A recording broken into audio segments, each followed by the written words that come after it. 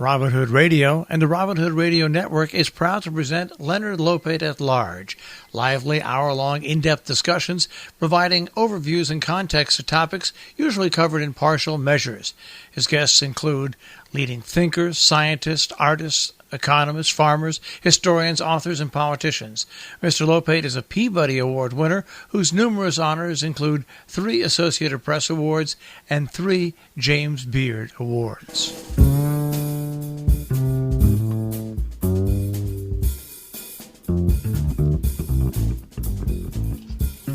Welcome to Leonard Lopate at Large. I'm Leonard Lopate.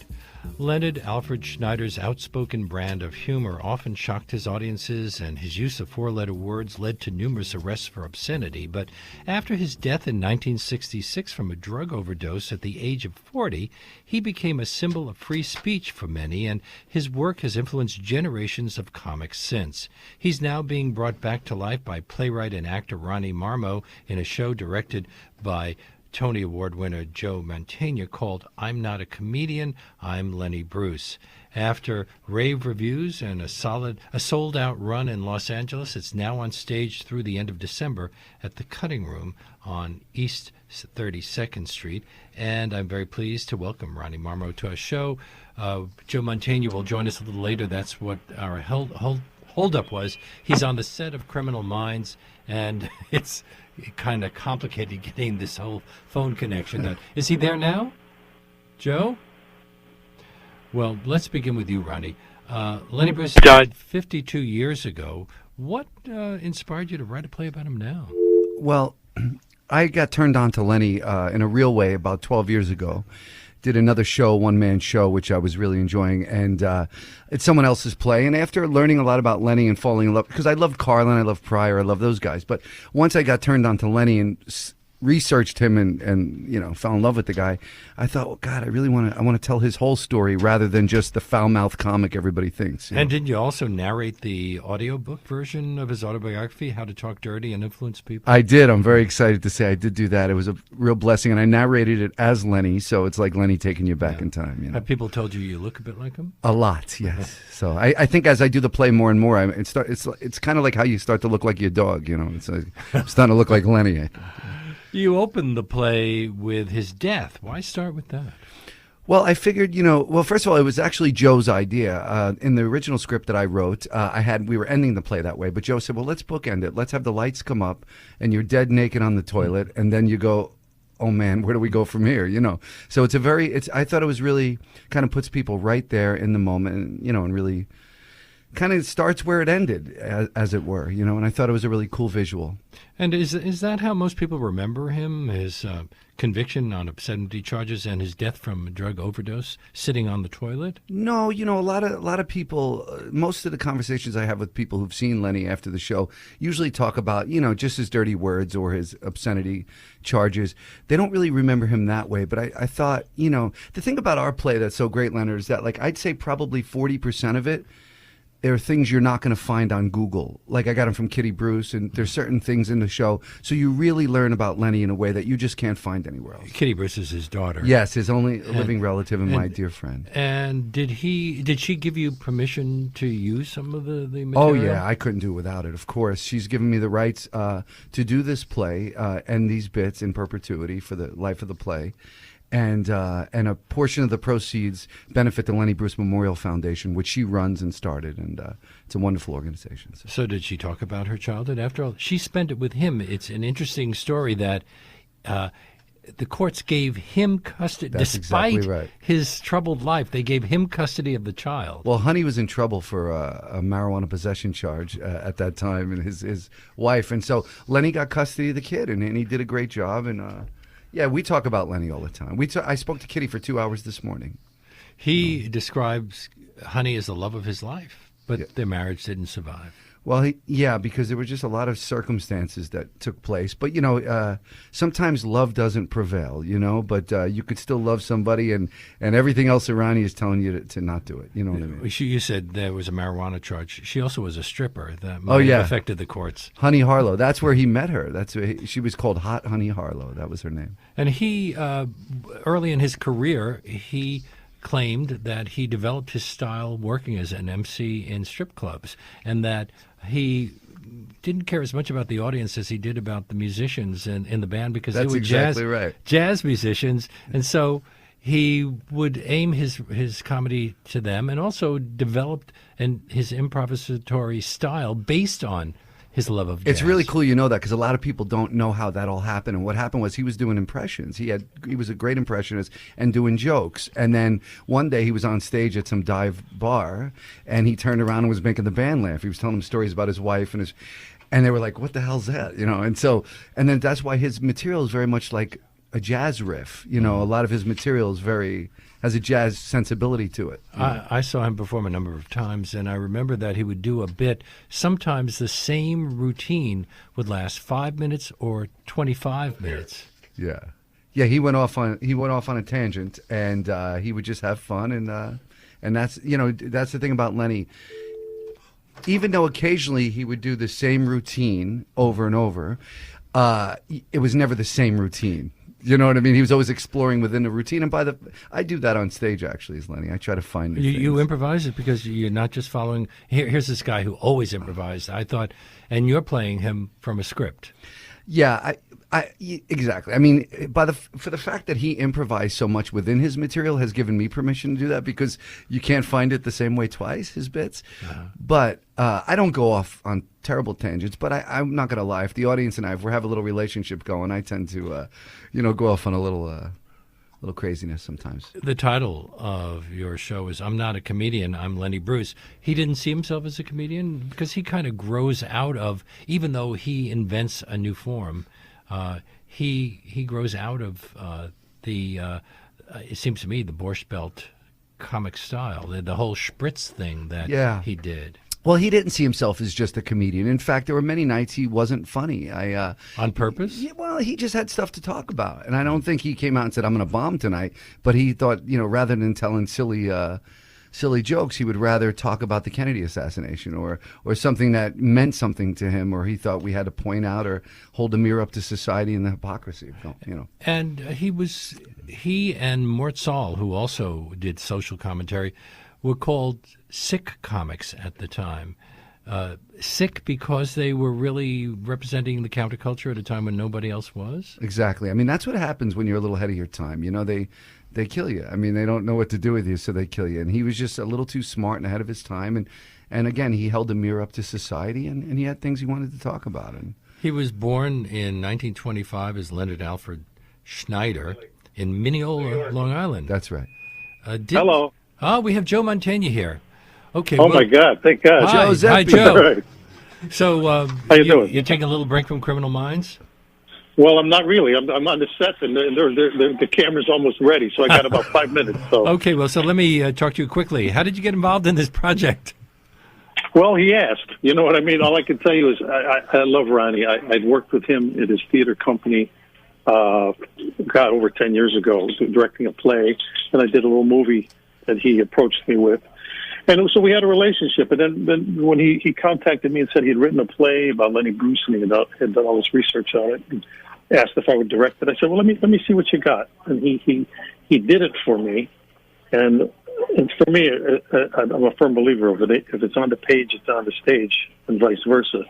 So I thought the material was great. I just thought it needed some, I had some ideas of the structure and how to maybe change some things, add some things.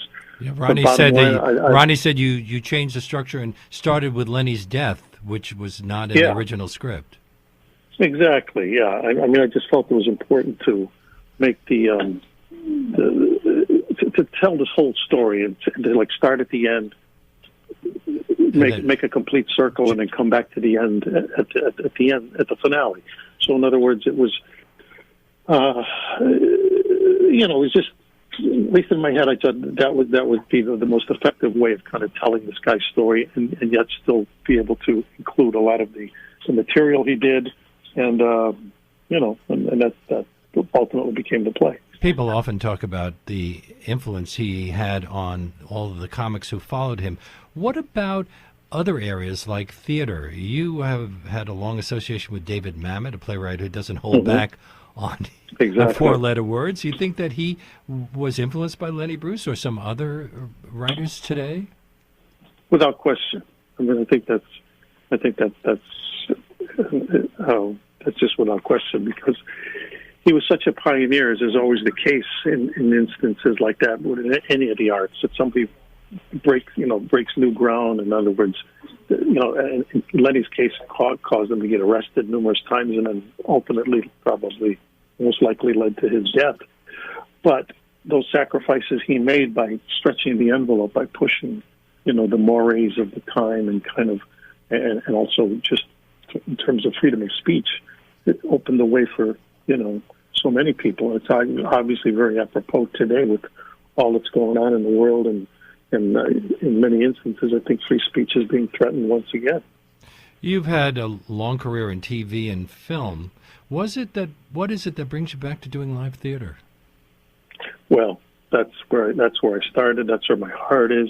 I mean, I've always said to myself, if I could have anybody's career, it'd be something like Henry Fonda's, who started in the theater, did film, did then television, and then ultimately went back to the theater. And some people say that TV and films actually allow you to indulge yourself by working in the theater. Well, there is that. I mean, there is that too. I mean, because you like to have a life as well, and I've had a wonderful family, wife, raised 2 kids, and I've got no complaints. It's been a great ride for me over the last.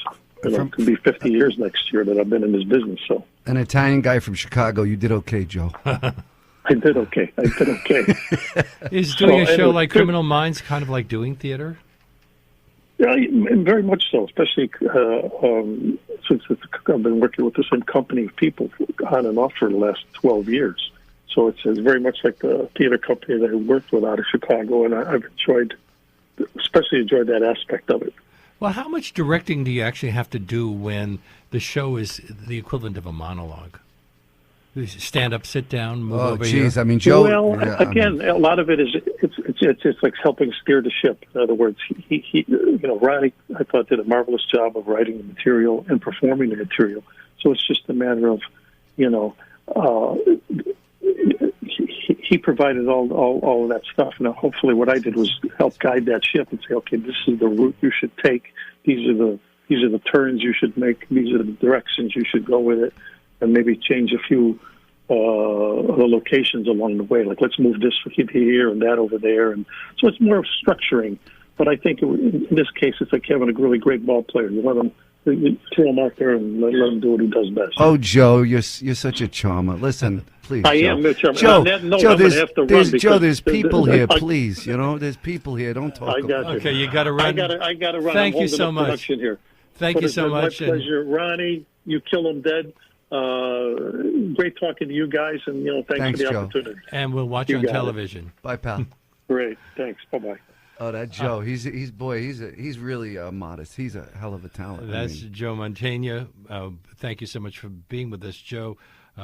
Staying with us in the studio is Ronnie Marmo, who is both the playwright and the actor in a play called I'm Not a Comedian, I'm Lenny Bruce, which is currently on stage through the end of December at the Cutting Room on East 32nd Street. Although when I say on stage, this is really not a regular theater. Was it important to try to capture the ambiance of a comedy club? I think so. I mean, well, it's a music venue, and it feels very much like you're stepping back in time. We looked at some comedy clubs, and that didn't feel right. And then when we went into the Cutting Room, just the whole energy, the vibe, some great musical acts have played there. There's one thing about building a set on stage and creating the 1960s vibe. There's another thing about showing up, and that's what they have. That's what it is. So I feel like from the second you walk through the door, you kind of get that.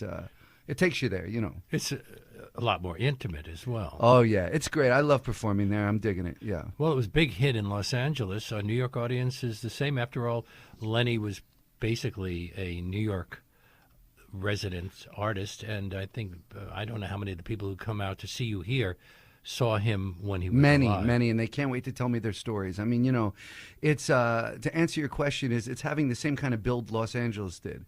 word of mouth has started to catch on, and now we're really starting to cook. It's really wonderful, and I feel like people want to see Lenny Bruce again. This country needs his voice, and Kitty Bruce said to me this morning, "I want to thank you for giving my dad his voice again."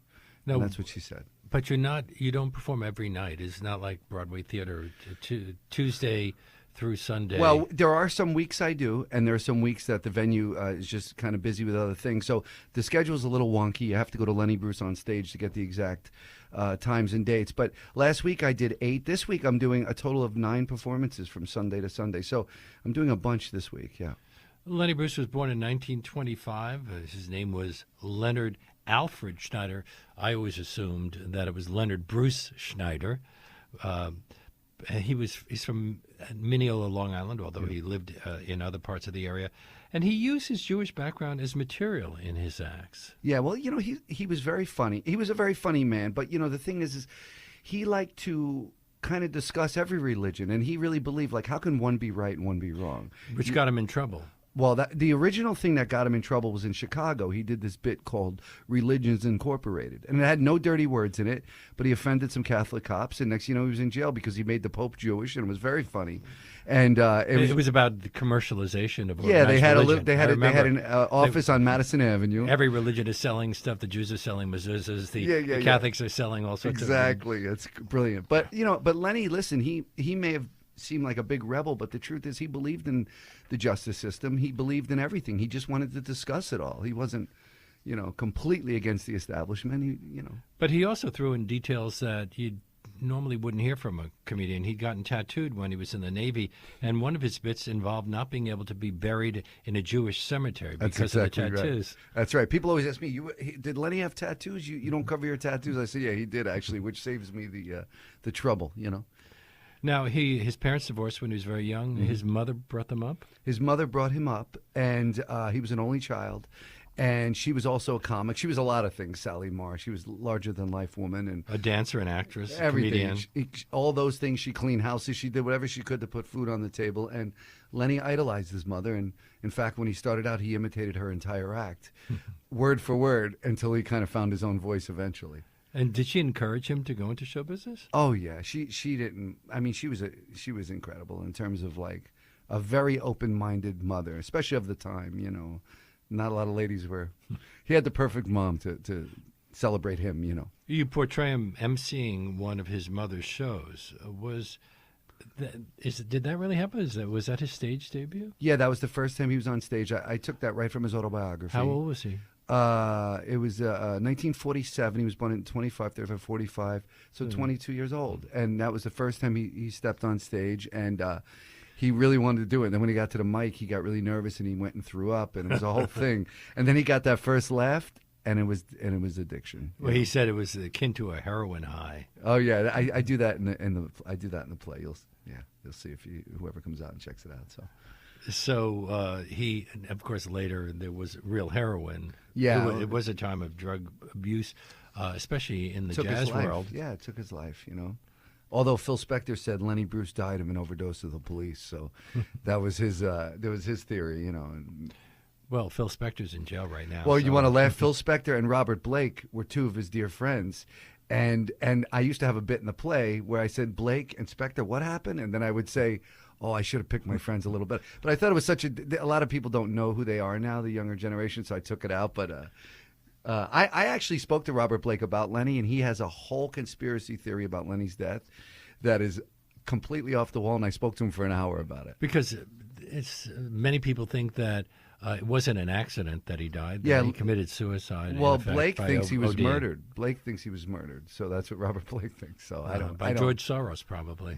Exactly. Well, listen, it's he was gone too soon. But I often wonder if he lived all these years, would it be the same voice? Probably not. How did he come up with the name? I mean, we know Lenny, but why Bruce? I don't know. It was just he just thought it sounded cool. It was like a show name. I don't know. He wanted to be the hip Jew version, like James Dean. Although there were a lot of great Jewish comedians at the time, and Sid Caesar was fabulous for his improvisation. One of the great guests in my lifetime, because he really was funny, was Henny Youngman. I got to interview Henny Youngman. they would have been early influences. Yeah, was that he was Take My Wife, right? Was that Yes. Youngman? Take My Wife, Yeah, please. please. He's not But he my had a joke. generation. No matter what you said, he had a joke. Ready to go. Yes. Well, that's like Don Rickles. Some of those guys that were just like you couldn't turn it off. Those great comics.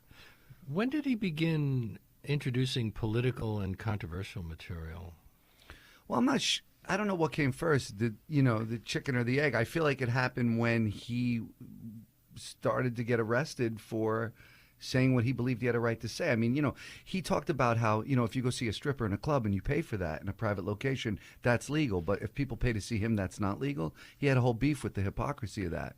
And I really dug that. And it's also in the show. But it's true. I mean, it's like the stripper can dance legally for free. I mean, for pay, and not in the park, but in a private location. And you can go see that, but you can't go see Lenny Bruce say dirty words. Or there were times he got arrested without dirty words. And so people were just scared of him because he was smart. He was very smart. And they didn't know what to do with that, Well, other comedians had talked about politics. Bob Hope did routines based on politics. But Lenny's and Mort Sahl's were quite different. But and they really were much more politically, sharper politically. Yeah. But also, Lenny was not the same as Mort Sahl.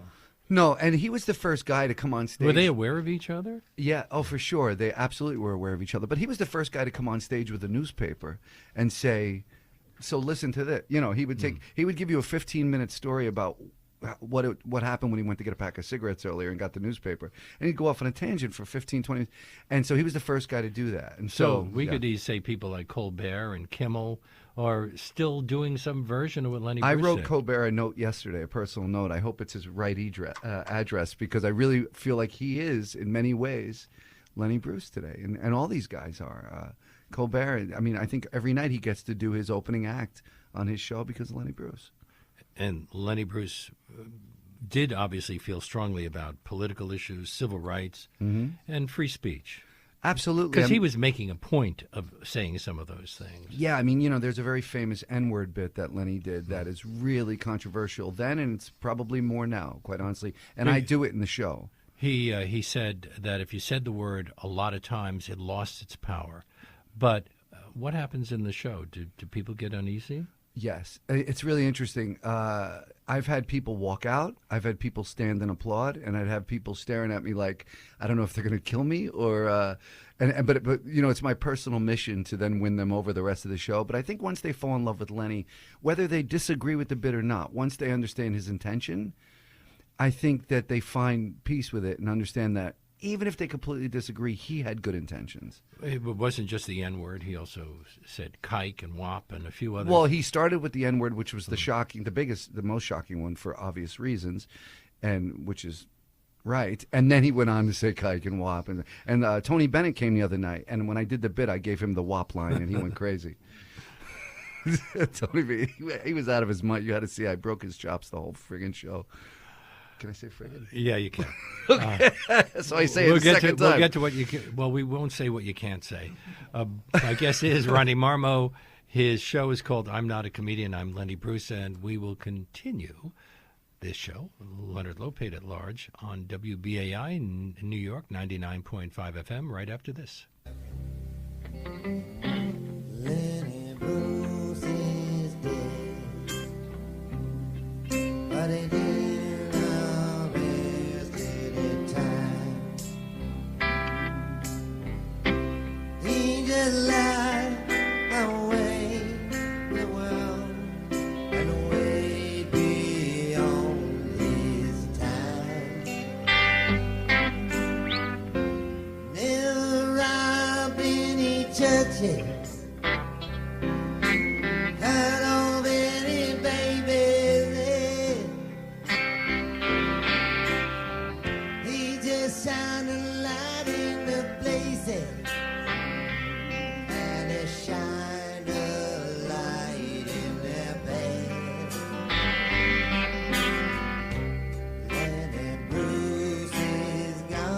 We're back with Ronnie Marmo, who has written and performs in a show called I'm Not a Comedian, I'm Lenny Bruce. It is now on stage through the end of December at the Cutting Room on East 32nd Street. And this is Leonard Lopate at Large on WBAI, New York, 99.5 FM. We mentioned earlier that he wound up getting custody of their daughter. How did he manage as a single father? Did he make an effort to change his way of life for the sake of her? I think he made an effort every 20 minutes and then came up short. You know what I mean? It's like he absolutely made an effort. He tried. He really, really tried. But he had this self-destructive side. You know, it's like he had, like, listen, Lenny Bruce to me represents so many of us, you know, so many artists who have good intentions. He was a good man, and sometimes he was his own worst enemy and couldn't get out of his own way. But he believed with such conviction. It's like, how do you argue with that? It's infectious, you know. And so he tried to be a great dad. I would rather Kitty Bruce answer that question, but let's just say that he did his best, and I think she's at peace with that, and she's more at peace because I'm doing the show now. She actually told me that. So, how do you go about recreating a Lenny Bruce routine from the 1960s? Do you perform it verbatim, or do you have to be aware of the fact that a lot has happened since then? When I set out to do Lenny, I never wanted to do an imitation because, quite honestly, I don't think I'm good at imitations. Well, there are recordings and there are films. Sure. So what I did was I would listen to everything. I would put it all in my body and try to see. I tried to capture his spirit and his energy, and then I would do his material pretty close to what he did, but I also have my own instincts, and I would follow those. And some of his material, honestly, still holds up beautifully, and some of it doesn't. And a lot of people have told me, if you didn't know who Lenny Bruce was before you saw the show, and now you see the show, it's almost better to find him through me, because then you'll really dig his stuff, because I kind of sorted through it, if you know what I mean. Some bits went on 3 times longer than I actually do them in the show. So I sorted through his stuff, made it a little more like here now, MTV generation can actually pay attention. You know, because some of it was a slow burn, and you'd have to, you know, he'd go off for 20 minutes about the, the doorknob, and so today you can't listen to that, right? So I tried to go through and make it all feel right now and still hold But true. even if he did the doorknob, I remember, because I saw him perform a number of times, there'd be a lot of funny stuff in it. Man. He just had that kind of mind. Yeah. The use of 4-letter words has now become a commonplace in certain media like print and cable TV, although not in radio and broadcast TV. But anyone who's been to a comedy club recently knows that working blue is the norm now. So would his act be seen as kind of tame these days? I have to say yes. I feel like he wouldn't be the same person or have the same voice today if he was coming up, because it's already happened what he tried to make happen. So I feel like, who's our new Lenny Bruce? I mean, I don't know. I don't think it's. I really don't think it would. I just think we'd be talking about someone else. I don't know if Lenny would be the guy we'd be discussing today if this happened today, because, like you said, everybody's working blue, you know. And it's just a different time, and I think he was willing to fight for what he believed in, and we all enjoy the benefits of that now. So it's kind of shocking that he was arrested in California, of all places, for breaking obscenity rules. Yeah, in San Francisco, he got arrested for saying the word, I can't say it. So Yeah. Let's just say it starts with a C, ends with an R. It's a hyphenated word. Yes. We'll leave it at that. But he got arrested for saying that word, and it was crazy because everyone laughed, and the cops, even a few of the cops laughed, and then they got, it was the whole thing. So I saw him perform a number of times, and once at the Village Vanguard, he came on stage wearing his coat, and he explained to the audience that when they arrested him, no matter how cold it was outside, they never let him go back to the dressing room to get his coat. I appreciate, Leonard, having this conversation with you, because so many people don't know those things, and it drives me crazy when I always get the same questions, and that's the truth.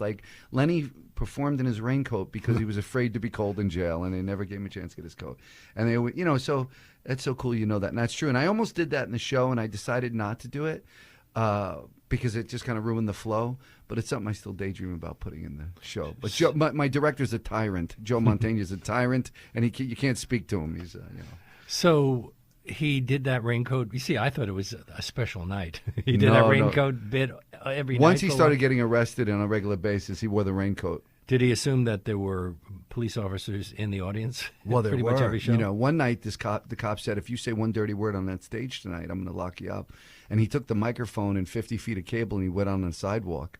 and he said every dirty word he ever knew, and it was brilliant. And so, you know, what can I tell you? I mean, I don't even know if these cops, you know, there's a prosecutor. This guy Jerry came. He was one of the prosecuting attorneys against Lenny, and he came to the show.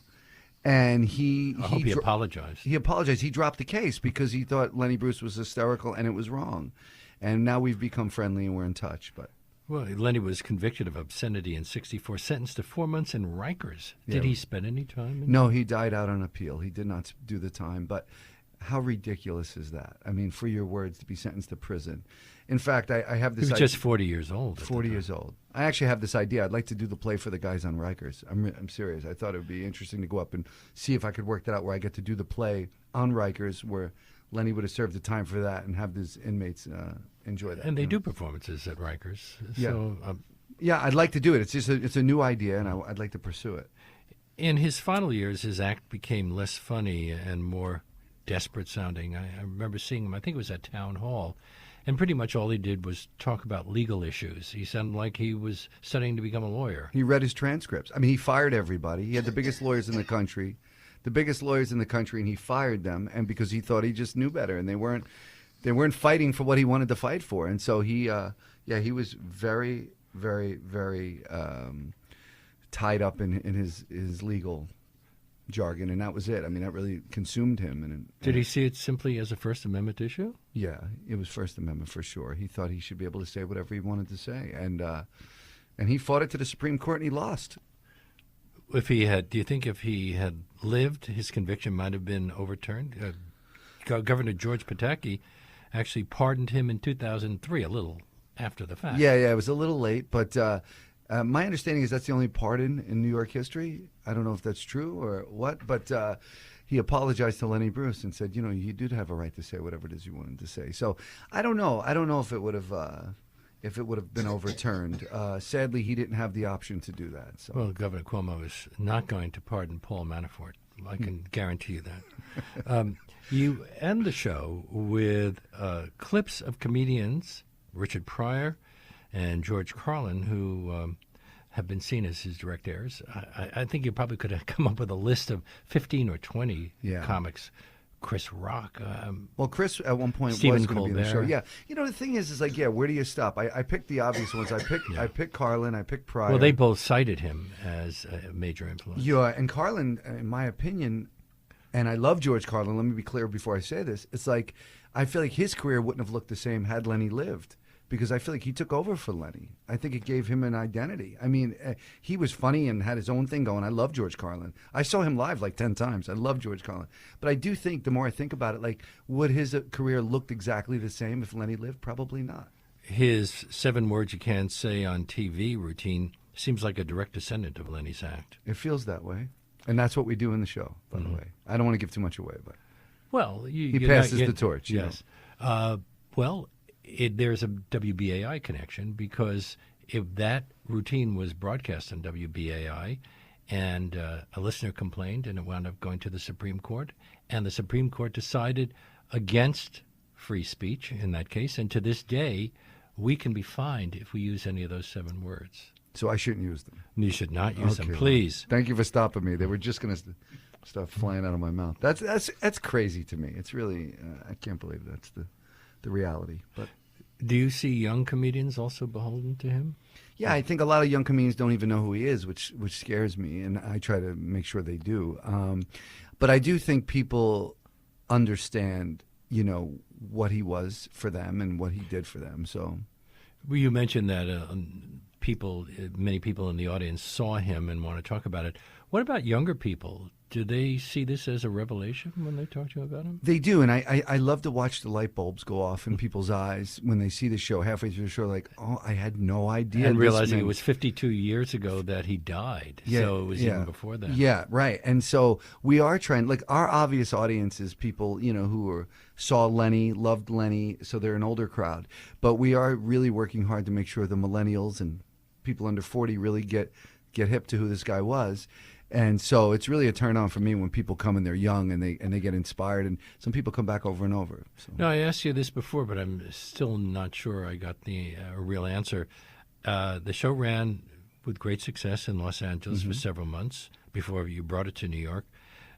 Do the audiences respond differently, or is Lenny Bruce kind of universal these days? I'm going to say they're very similar. The New York audience is an interesting audience. They're a little tougher in theater, they expect. But I do think, based on the curtain call and the conversation after, I'm going to say they're very similar. They all want the same thing, and I think hopefully they're getting it. And I'm sure there's some other cities you have in mind. Sure. I mean, Joe's a Chicago guy, and Lenny got arrested in Chicago, so that's on the top of our list. There was also talk about going to London and doing the show there. But in my opinion, we're just getting started here. I know we're running through December 30th, but our intentions are fully to go beyond and continue this journey, Didn't he do a routine about a comedian going to the Palladium? Yes, he did. Yeah, because that's what if you were an ambitious American comic, you had to play the Palladium. Right. He just flew in from Las Vegas, and when I say, "Boy, my wings are tired," exactly. But that was the kind of comedy he was putting down. No, I know he was so brilliant. I mean, some of his bits are just so smart, and they always get to a point, and people are like, oh, he does this one bit called "to is a preposition, come as a verb," and I do that in the play, and it's really funny, but it's even more poignant because at the end the point is it's about recreating life. So if those two words offend you got a problem, And so, Leonard, I had to be careful. I don't know what I that could was say okay. It's legal. It's a preposition. My guest, who's trying to get me in trouble, is Ronnie Marmo. Leonard's sweating over here. Look at him. He's got a whole bead running down the side of his head. It's okay, Leonard. He has written a play called "I'm Not a Comedian, I'm Lenny Bruce." He also performs in it, is the performer in it, and it is currently running until the end of December at the Cutting Room on East 32nd Street. This is Leonard Lopate at Large on WBAI New York 99.5 FM. You founded your own theater company. It's called Theater 68? Yes. In Los Angeles. How did you come up with that name? Because I had 68 cents left when I started it, and I'm not exaggerating. I literally had 68 cents in my bank account, and I was like, hey, we should just start a theater company. That makes sense, I just wanted to, create art, and I had no money, and I thought, well, let's get a bunch of people together who have no money. And how much do you have in your account now? Well, Leonard, it's a little personal. I'll show it to you. I'll pull it up on my app. Yeah, let me show but that's very funny. I'm not rich. I do theater, Leonard. I mean, But anyway, I had 68 cents, and I'm so proud of the company. It started 17 years ago in L.A., and we're 7 years old here in New York. We have a chapter here in New York, and I'm very proud of what we do. And did you develop this play there? I did. I developed the play over time at the company and in L.A., and it took me a few years to write because I'm not a typical writer. I don't sit at the keyboard and write. I kind of wait till I receive something, and then I kind of get obsessed for a few days and then put it away for 6 months. And that's how this all came to be. And then Joe Mantegna, who would make me read it for him literally every day. I'd stand in front of him and read it, and it was very embarrassing. I'm like, Joe Mantegna's staring at me. What am I going to do? And so that's how it went down, and ultimately we ended up with what we're presenting now. Now, he also was famous at the time. He performed on TV. He had shows at Carnegie Hall. So he could do an act. In fact, didn't he make a whole point about having, doing a clean Lenny Bruce as opposed to the other Lenny Bruce? Yeah, but the problem was people were so afraid of what he was going to say, they stopped employing him. He couldn't work anymore. Nobody gave him a job anymore. He literally was black. He was blacklisted all over the country. And in fact, I think he flew to France. I think it was France that he landed on the tarmac and they sent him back. They didn't even let him get off the plane. And he was supposed to perform there.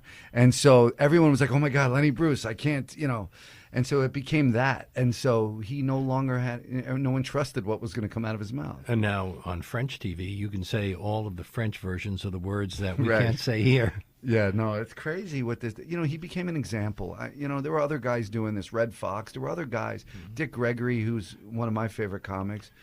His son, but Red Fox was seen as a niche comedian, sure. And Lenny Bruce was had mainstream more ambition. I agree, but there were just other people that they could have broke their chops a little more, and they leave Lenny alone a little bit, and they didn't do that. So, Well, do you think that part of it, I mentioned earlier that he was dubbed a sick comic, although I never understood what sick meant. well, he didn't either. You know, he has a line, a very famous quote that I do in the show. It says, "I'm not sick, man. I'm sick."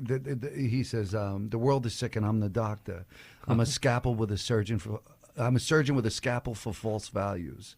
And he just didn't like false values. He was tired of hypocrisy and wanted people to, he held a mirror up and he just wanted people to discuss even the things he believed in. He was willing to talk about. Mm-hmm. Like he just said, let's all put down our beliefs for a moment and discuss everything, Would he be considered a kind of a liberal comic politically? I guess so. I mean, it's such a. Did he take political stances? Sure. I mean, sure he did. I mean, he does that whole bit about the Kennedy assassination, and I thought it was beautiful. And I do it in the show, in fact. And this is a guy who would come on stage with the Time magazine, JFK on the cover. He just died, and he would discuss how.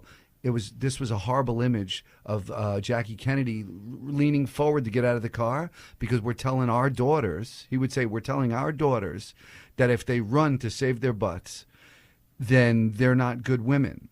But so Time magazine decided to say Jackie Kennedy was going to get help, right? There's always the debate. Was she leaving to get help or saving her butt, right? So Lenny would do that on stage for 20 minutes, which isn't funny. Mm-hmm. And just to say, like, listen, we can't tell our daughters that if you run to save yourself, you're a bad girl, So did he take stances? Yeah, he pissed a lot of people off, and I'm happy he did.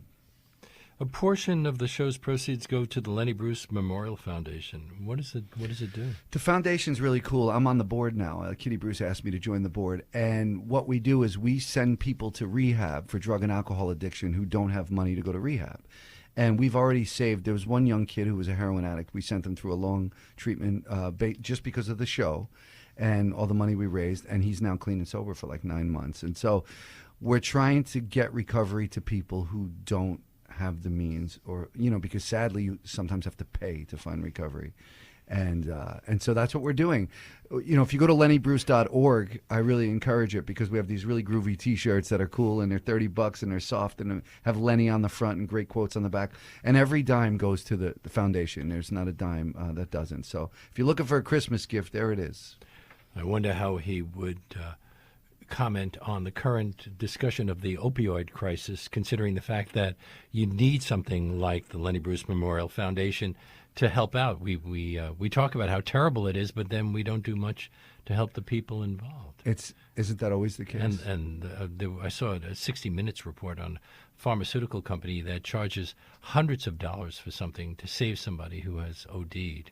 Big business. I mean, that's what his whole thing was, big business. It's like, why don't we just try to help the people? And because I'm a firm believer in if you put your heart out there and you help people, you will get everything you need and more. So let's just stop trying to make money and try to help each other, Do you have any other projects that you are planning? Yeah. I was because this run, maybe you'll be in Chicago.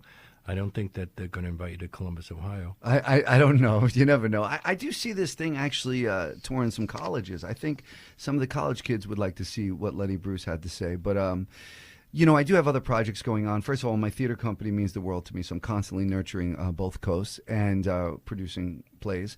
Also, I did a wonderful guest star last year on Criminal Minds and Lethal Weapon on the show. So I'm just pursuing stuff, but right now my heart and soul is right here in this play. And quite honestly, things are pointing towards going past December 30th.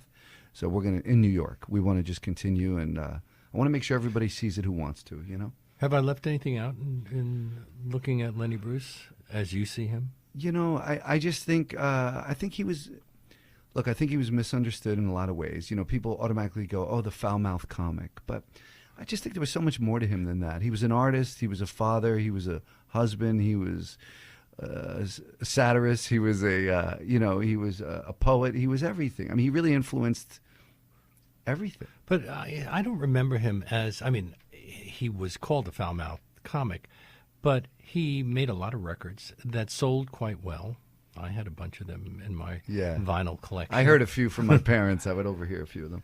And he appeared in some of the largest venues of the world. So it was even then he was respected by a huge portion of he was, and it was really cool. I have this letter. I have a private letter that Kitty gave me from Steve Allen to Lenny Bruce saying, Lenny, I'm going to have you on the show, but please do the material we rehearsed, Steve Allen was a major supporter. Major supporter. And so was Hugh Hefner. In fact, last night I went to the Playboy Club in New York. They have a new Playboy Club just opened on 42nd Street. And I went there last night and had dinner because Hugh Hefner and Lenny were very close. In fact, Lenny used to do the Playboy After Dark TV show with Hugh Hefner back then. And I have a private... You can only imagine what it would have been like if they could have done it on cable. Oh, I know, right? Like on a Netflix. Hugh Hefner wrote this Lenny wrote a letter to Hugh Hefner, which I have in my possession. And Lenny said, Hugh, I'll take the $500 you offered because I need to pay for the legal fees, Oh, wow. And I have that letter. So, it's cool. I mean, look, a lot of people love Lenny, and some people were scared of him, and that's just the reality. There's always that guy, right? Kicks down the door and people are afraid of, and that's what happens. Well, I want to thank you so much for being on our show, and our thanks, even though he couldn't stay very long because he's right now shooting. Yeah, he's one of those professional actors, this guy. But thanks to Joe Mantegna for his little participation in the show. He is the director of I'm Not a Comedian, I'm Lenny Bruce, and Ronnie Marmo is the playwright who also performs in it.